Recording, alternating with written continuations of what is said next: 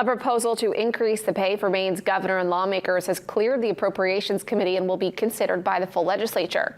The bill would increase the governor's annual salary from $70,000 to $125,000.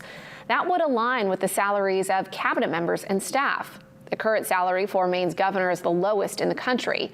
The last time it was raised was in 1987.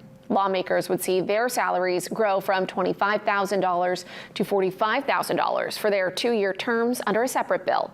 That would go into effect for the next legislature. Governor Mills wouldn't see a wage increase in her tenure. The increase would take effect after she leaves office.